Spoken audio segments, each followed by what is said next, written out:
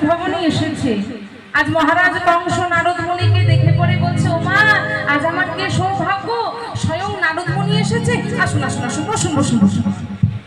নারদ মুনিকে আসন পেতে বসতে দিয়েছে, বসুন বসুন। দেখুন, মহারাজ কংস দুরাচারী, পাপাচারী, কিন্তু অতিথি সেবা থেকে কিন্তু তিনি নিজেকে দূরে সরিয়ে রাখলেন না।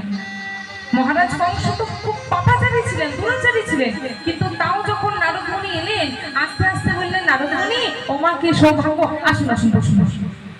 কেন? এই উদ্দেশ্যে আপনাদেরকে একটা দৃষ্টান্ত দিই। শ্রী ঠাকুর রামকৃষ্ণ পরমহংসদেব বলে গেছেন, যদি আপনার বাড়িতে, এইদিকে লক্ষ্য করবেন ভালো করে, যদি আপনার বাড়িতে কোনো অতিথি আসে, সেই মুহূর্তে যদি আপনার বাড়িতে দুটো মিষ্টি নাও থাকে, অন্তত তার সঙ্গে দুটো মিষ্টি কথা বলুন, দুটো মিষ্টি আচরণ করুন। কেন? কারণ পেটের মিষ্টিটাই বাবা সব নয়, মুখের মিষ্টির আগে কোনো মিষ্টি নয়। কারণ প্লেটের মিষ্টি, আমি আপনার বাড়ি গেলাম, আপনি আমাকে 20 রকমের মিষ্টি একটা প্লেটের মধ্যে সাজিয়ে নামিয়ে দিলেন, আর মুখটাকে করে রাখলেন বাংলার পাঁচের মতো, আমার ভালো লাগবে? লাগবে? লাগবে না। শুধু আমার কেন, কারোরই সেটা ভালো লাগবে না, তাই না?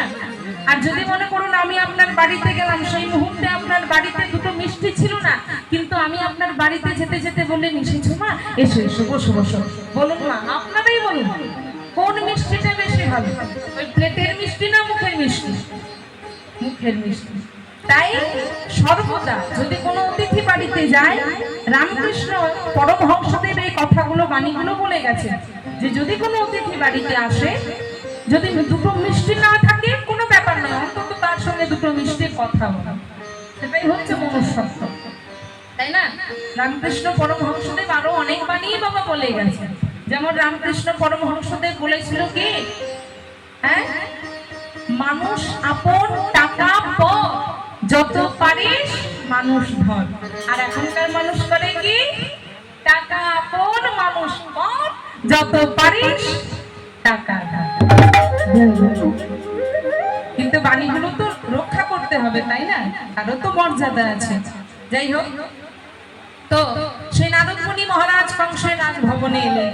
মহারাজ কংস নারদ মুনিকে দেখে বললেন, ও মা, নারদ মুনি আসুন আসুন বসুন। এবার বসতে দিয়ে নারদ মুনিকে বলছে, নারদ মুনি, কি বা হেতু তব, মানে আপনার আমার রাজভবনে আসার কারণটা কি, উদ্দেশ্যটা কি? নারদ মুনি বলছে, মহারাজ, আপনি এত সুন্দর করে রথসজ্জা করেছেন, কোথাও কি যাবেন? মহারাজ কংস বলে, হ্যাঁ হ্যাঁ, আমি দিগ্বিজয়ে যাচ্ছি। বাহ বাহ বাহ, খুব ভালো খুব ভালো, আপনি দিগ্বিজয়ে যাচ্ছেন? বলে হ্যাঁ। আচ্ছা বেশ বেশ, কিন্তু মহারাজ, আপনি যদি এখন দিগ্বিজয়ে চলে যান, আপনার বাড়িতে আপনার আদরের একমাত্র ছোট বোন, যার নাম দৈবকী, প্রথমে কিন্তু মহারাজ কংসের খুব প্রিয় বোন ছিল।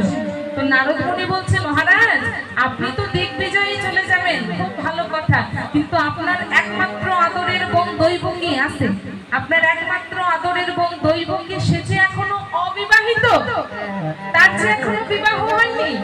আপনি যদি এখন দিগ্বিজয়ে চলে যান, কবে ফিরবেন না ফিরবেন তার কোনো গ্যারেন্টি আছে? ততদিনে যদি আপনার বোন দৈবকী বুড়ি হয়ে যায়, হ্যাঁ, তখন তো তাকে আর কেউ বিয়ে করবে না, তখন বদনামটা কার হবে? আপনার হবে। তাই মহারাজ, আমি আপনার ভালোর জন্যই বলছি, শুনুন, যদি ভালো চান তবে আগে আপনার আদরের বোন দৈবকীর বিবাহটি দিয়ে দিন, তারপরে আপনি যেখানে ইচ্ছে যান।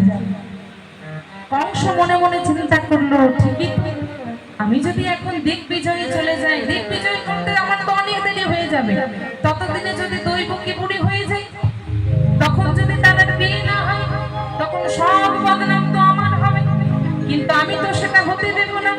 তাই মহারাজ কংস নারদ মুনিকে বলছে, নারদ মুনি, ঠিক আছে, আমি আমার বোনের বিয়ে দিয়ে তবেই দিগ্বিজয়ে যাব।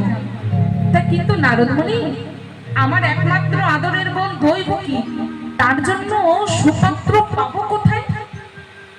যেমন পাত্রী তেমন যোগ্যতা তার পাত্রকেও হতে হবে, তা আমার বোনের জন্য সুপাত্র পাবো কোথায়?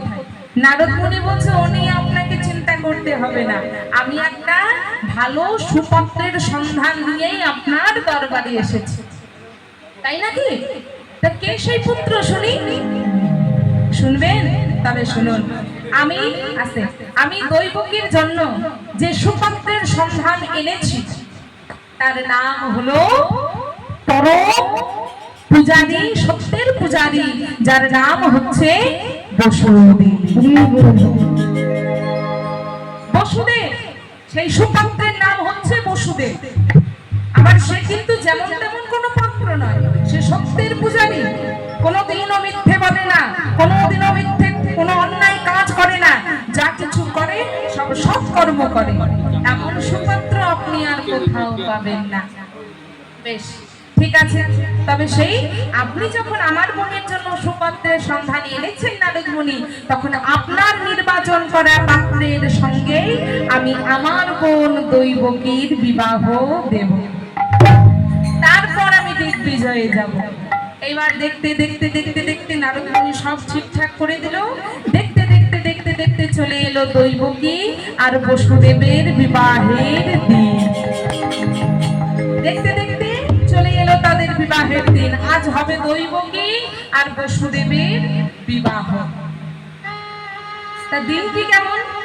শুভ দিন, খুব সুন্দর দিন, বিবাহ হবে। তাই পদকর্তা এখানে কলম দিলেন, কোন দিনে বিবাহ হচ্ছে? ওগো শুভ দিনে, শুভক্ষণে